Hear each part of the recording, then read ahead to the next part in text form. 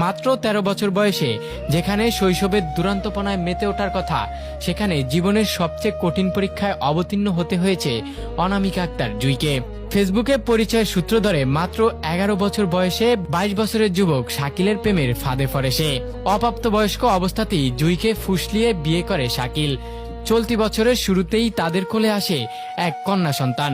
কিন্তু তখনও কি জুঁই জানতো তার এই শৈশবের হারানোর গল্পের সামনে অপেক্ষা করছে আরো এক বড় করুণ বাস্তবতা।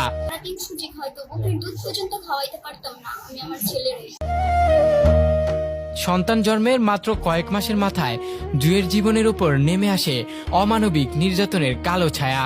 অভিযোগ উঠেছে বুকের ধন ৭ মাসের দুগ্ধপোষ্য সন্তানকে জোরপূর্বক কেড়ে নিয়ে জুঁইয়ের শ্বশুরবাড়ি থেকে এক কাপড়ে বের করে দেওয়া হয়। নিজের নারী ছেঁড়া ধনকে হারিয়ে দিশেহারা হয়ে পড়ে ১৩ বছরের এই শিশু মা। কিন্তু মাতৃত্বের টানে হার মানেনি জুঁই।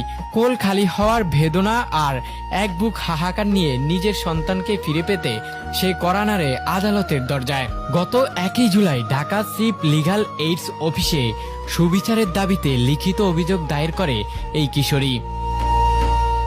আইনি প্রক্রিয়ার পর চকবাজার থানা পুলিশের বিশেষ হস্তক্ষেপে উদ্ধার করা হয় শিশুটিকে।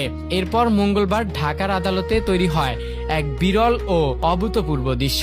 কাঠগড়ায় দাঁড়িয়ে থাকা ১৩ বছরের এক কিশোরী মায়ের কোলে যখন তার ৭ মাসের সন্তানকে ফিরিয়ে দেওয়া হয়, তখন বিচারক সহ উপস্থিত সকলেই আবেগে আপ্লুত হয়ে পড়েন। তবে বিবাদী শাকিলের দাবি, জুঁই স্বেচ্ছায় ঘর ছেড়েছিল এবং সে সন্তানকে রেখেই চলে যায়। বর্তমান বয়স ১৩ বছর ৪ মাস ২৩ দিন। সেক্ষেত্রে ১৮ বছর না পর্যন্ত আমাদের আইনে একটা মেয়ে তো কখনো বিয়ে হইতে পারে না, আর সেখানে তার অলরেডি একটা বাচ্চা। এখন এই শিশু এবং এই বাচ্চা দুজনের দায়িত্ব এখন কে নেবে, এটাই এখন দেখার বিষয়। আইনি লড়াই হয়তো তার নিজস্ব নিয়মেই চলবে, কিন্তু আদালত কক্ষের এই আবেগঘন দৃশ্য যেন আমাদের সমাজের এক নিষ্ঠুর বাস্তবতাকে নগ্নভাবে উন্মোচিত করে দিল। সোশ্যাল মিডিয়ার ফাঁদ, বাল্যবিবাহ আর সমাজের অবক্ষয় কিভাবে একটি নিষ্পাপ জীবনকে তছনছ করে দিতে পারে, জুঁইয়ের গল্প তারই এক জ্বলন্ত উদাহরণ।